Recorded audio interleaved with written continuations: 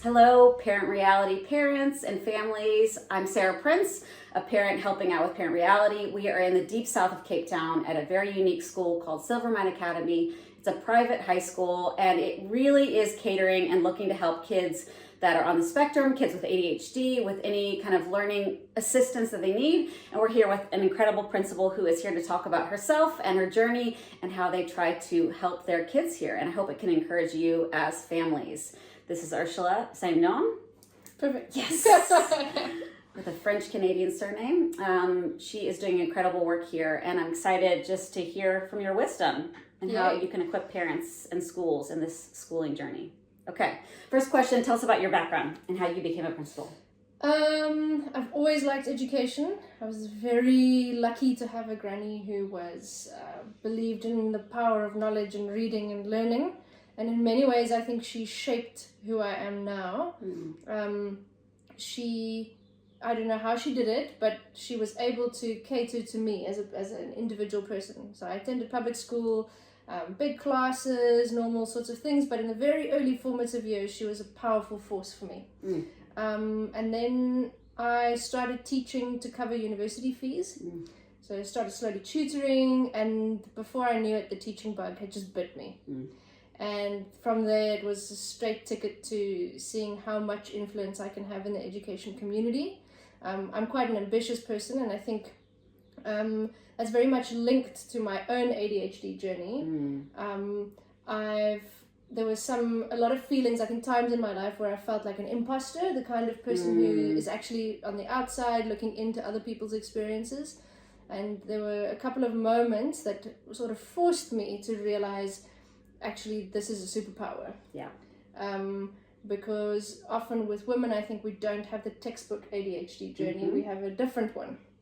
And so once that hit home for me, I was able to very much hyper-focus on education and what can happen for kids if you open up the narrative a little bit and stop just thinking about labels and sort of the deficit in the terms that we use. Yeah, I love that. I love that you had a granny who saw you and helped you, but then as you went on and fell in love with teaching, but also how could we see education in a different way and used your hyper focus to do that. I love that. It is you play both sides as an adult with ADHD. Sometimes you feel like an imposter, and sometimes you know this is a superpower. How incredible that you can use it for education. Right. And so it's a great privilege to be at a school where we can cater to kids who are on the spectrum or who have neurodiverse needs. We're not a remedial school, which I think is is a strength. We're very much an inclusive school, but we like to follow, I almost want to say, old school ways of doing things. We've got a structured timetable, boundaries, validation, uniform, the sorts of school things that model society in a very real way. But it's here where we can put tools in the toolboxes of our children, so that when they leave here, they're equipped adults. Very important, very important. How has neurodiversity, your own neurodivergent brain, helped you as a principal? So multitasking is a huge thing. That's a huge aspect to the job. The ability to hold more than one thought at a time and be able to have more than one conversation at a time. Because I'd often be talking to a child in the office while having a conversation here, and my phone is going. And if you harness the superpower aspect of ADHD, you can actually do that. But there are also days where you can't do that. And the thing is to be brave enough and self-aware enough to say that. So I would say I've got a great secretary, Jackie, and I'm very close with her. So I'll very happily say to her, today is not a good day. Today we're going to have chaos and it will be okay. Wow. And something I think is a huge strength is the ability to directly relate to the kids we're working with. And to give personal examples, to be able to say it's not wrong to sometimes fall off the way a little bit, or to have not such great impulse control, but you're able to acknowledge it. And I always like to say to them, anything can be fixed. You can go back and say, oh, actually, I didn't have a great interaction in that moment. hey guys, I'm so sorry. I wasn't thinking, let's redo this. And I say to the kids often, I do this with my team. In the morning meeting, you know, they catch me on a morning where I'm not quite settled into myself yet, and then I'll just say something outrageous, not harmful, just not the right thing. And then the next morning I go, look, I have had some time to think. I don't think that was the best thing to say. How about this direction? And I think modeling that is really important for the teachers, because they're seeing how an adult with ADHD copes. And I think there are people who have maybe very different experiences to me. So it's not a glowing review of ADHD, but for me, I found honesty being a really important tool. Yeah. I mean, it's repair, which as parents we also have to do. We're not going to do it perfectly as parents. Maybe with ADHD, because of impulsivity, you make a few more mistakes. But repair is so powerful. Anyone's going to make mistakes, and as long as you can repair any relationship, and modeling that for kids is so powerful. Huge. That's amazing. I love that. That's incredible.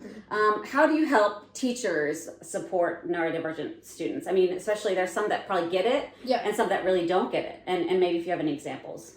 So the neurodiverse spectrum is often not a great word for people, but the neurodiverse spectrum is huge. It's so wide. And so I think what is important is, and because we're a small school, it's easier for us. But to be able to talk about the individual child that you're dealing with in their context. So I think as a team, we've been quite good at developing a common language about what works and doesn't work. So for example, some kids who have generalized anxiety and experience, and often those kids will also have ADHD or are on the autistic spectrum. There are different combinations. Sometimes those kids, when they present with anxiety, it appears like defiance. And what's really important is, as a teacher, to know that and to be able to regulate yourself around it.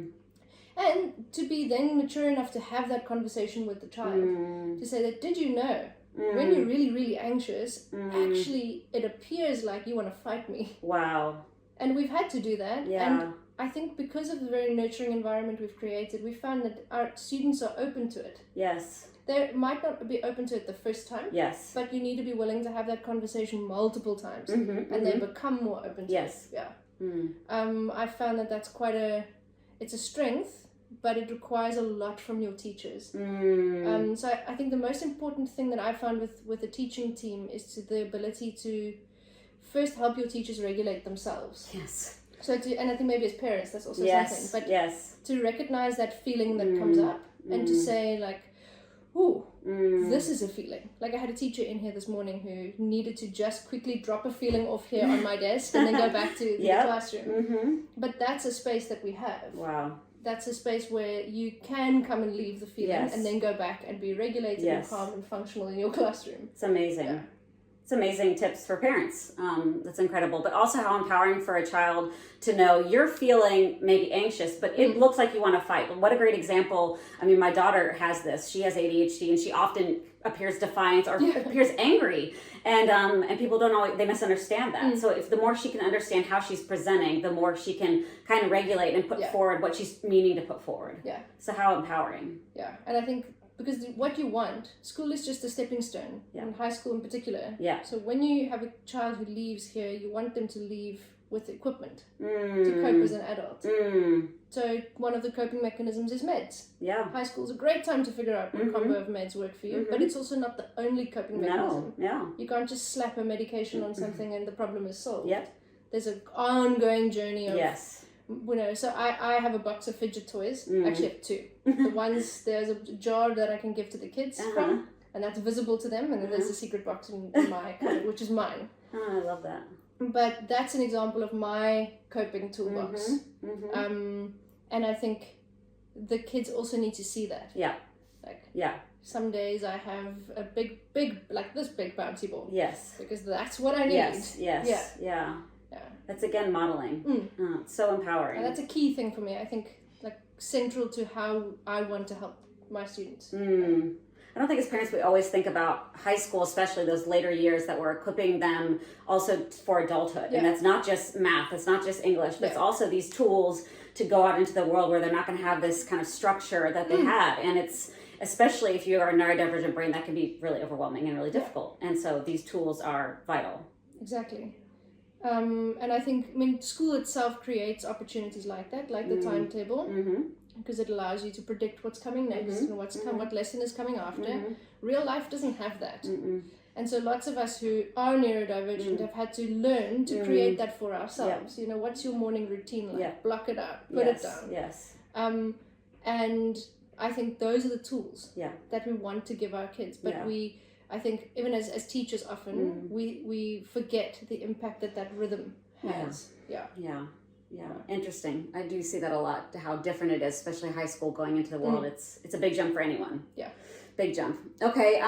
What does the school do to support emotional and social needs of neurodiverse students, especially like socially, because that can be a big challenge for kids on the spectrum or with ADHD? So I think very sort of structurally, we have a mentorship program. So the teachers, we've got about 12 teachers, including me, and 100 students. So each teacher not me, but each of the teaching staff have about 10 kids that they're responsible for. And those, they're kind of like the school parent for those kids. So it's their job to almost meet the emotional support needs of those students. So they meet with them first thing in the morning, they do their absentees, they check uniform, and that's your home space. That's also the teacher who's responsible to be a first point of contact for parents. Yeah, okay. So it's always the same teacher you'll be talking to. You can talk to Jackie or to me, but it's when you're wanting to talk about the emotional needs of your child, having that one person to talk to is so important. That's incredible. It's also really good for the kids. Yeah. To have that one teacher outside the management of the school, outside of the daily run-ins, who you can go and talk to. So that's structurally something I think works really well for us. And then socially, we do a couple of things. Obviously, very practically, if we have a child who's sitting alone, the school is small enough that we see them. And our first job is to try and get their peers to reach out. So to take the students who are socially stronger and to say, do you see that child? Do you think you can find common ground with them? And that has worked very well. What we've also noticed is that the kids, once the space is safe enough, they find each other. Yeah. They, not to say that everyone is super social and friendly all the time, but more often than not, if you give them enough time and a safe enough space, they find each other. Yeah. And then obviously, of course, we have a 0 smartphone policy. Yeah. Which makes a huge difference. Yeah. Totally. When you cannot hide behind your screen, things change. So the kids are playing. They play ball outside. Break time is noisy. Things are happening, but it's because we've created a space where it's possible. It's just people. Yeah, just people talking to people. Yeah, that's amazing. I love the idea of mentors. I mean, we've done work with teens, my husband and I, for years, and we heard years ago that each healthy child needs 6 adults as a teenager. So many. That's so many. Yeah. And it seems impossible, but start with one. Start with one adult who's a coach or a teacher or someone. Yeah. That's so important. So it's great that you put that in. And then, I think when kids do feel safe, then they feel like they can, blossom out. And for parents to make sure their spaces or their kids feel safe is really important. Yeah. And you can create those, I think. Yeah. Or find them. It's difficult. Third spaces are disappearing. So schools and social clubs and things like youth groups and so on are really the last kind of societal spaces where those things exist.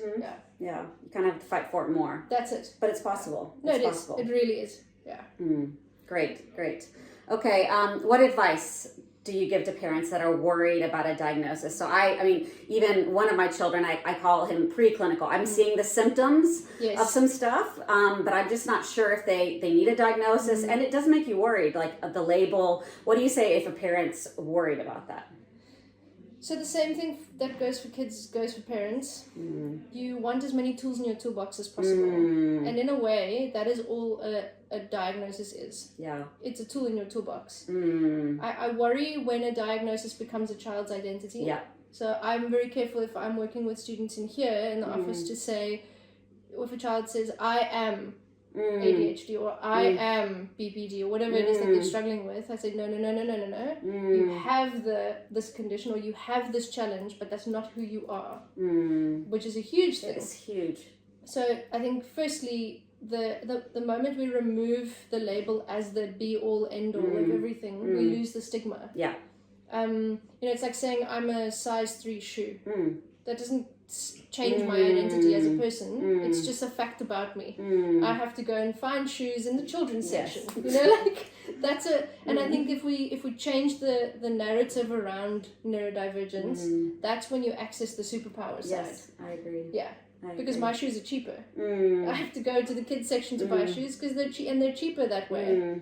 But that's the same thing with my neurodivergent journey. For me, I feel, in the most part, I've been able to accept it as just a fact. And that has removed any stigma, and so I'm very comfortable talking about it as a result. Yeah, that's how I feel. And feel with my daughter too. And I think things are changing and times are changing, and you can really help to see it in a positive way. What if it's like a financial thing that like, I can't afford even a diagnosis, but even if I could, then someone's going to tell me I need therapies and I need, what do you say if it's just like, I can't even start, it's too expensive? Look, and maybe in that case, if it's a financial thing, you might not need a formal diagnosis. What you just need is tools in your toolbox. Yeah.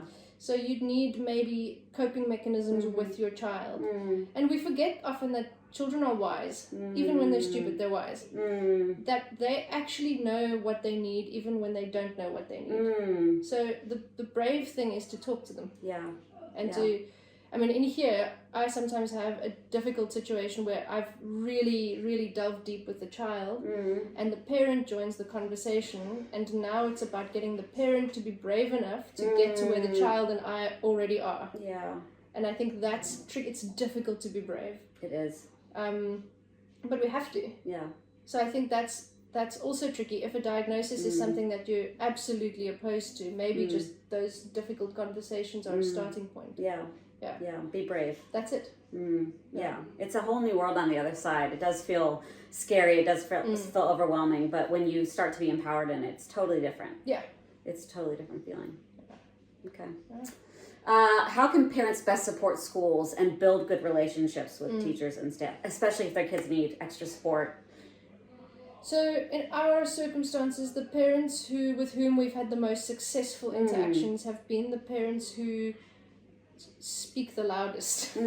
So I think very important is, if you know your child needs that extra help, keep saying it. Don't say it to one person, don't say it to one teacher, just keep saying it. It's their job to listen. If you're paying school fees, you're paying school fees so that they will listen.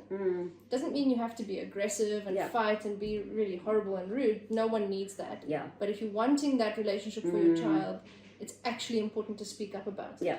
So in our school, again, we have 100 kids, which is a small school, but it's still 100 kids. And if I have 100 voices in the room, I hear the loudest ones the most. And I think that's really important. So the parents whose children really need that extra support and who are the most willing to speak loudly, those are the ones who often get more support. Yeah. It's sad because we'd love to be able to provide the same level of support to everyone, but it's also true. Yeah. I feel like most teachers are motivated to help students. They want to. Yes. And so also when you have parents that see it as a partnership, how can I thank you for all you're doing here? Here's what I'm doing. How can I partner? How can I support? How can we do this better together? I feel like that's really empowering as well. And we have parents who come in sort of with open hands and say, at home we are doing this, we're limiting screen time and we're having the tutor in once a week, we've got these structures in place, and we can then say, oh, that might not be the best one, how about changing it this way? So it's collaborative. Yeah.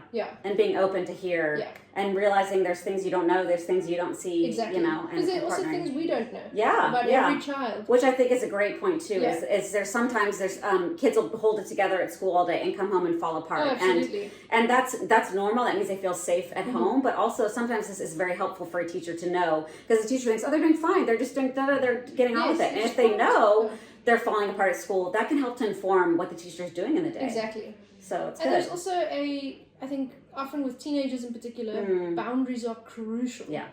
Even when it's really tough, because boundaries create a holding space. So at school, I'm quite firm on that, and you'll often find the neurodivergent kids coming to us to go home early.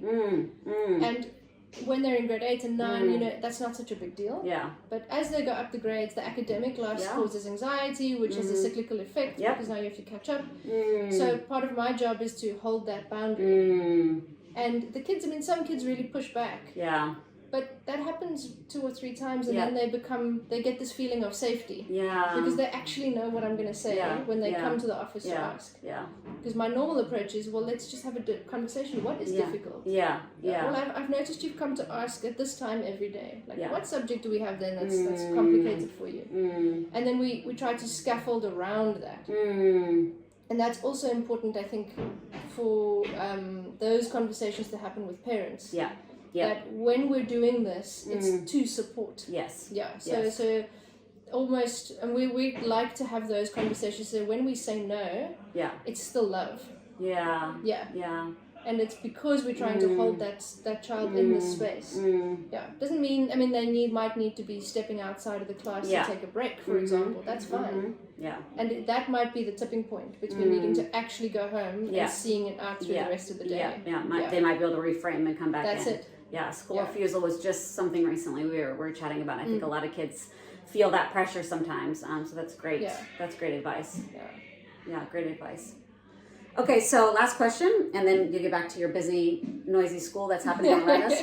What might parents not know about schools which cater for neurodivergent kids? Which, I mean, every school should be open to them and has to be at some point. Some, create more space. But what might we not know?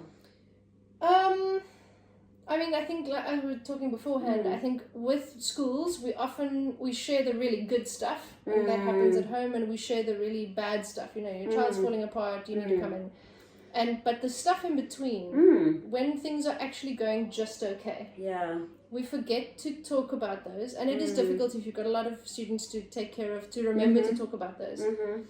But for kids who are neurodivergent, any kind of neurodivergent, and going through puberty where your brain is almost literally tearing itself apart, you being able to be just okay is a huge win. Yeah.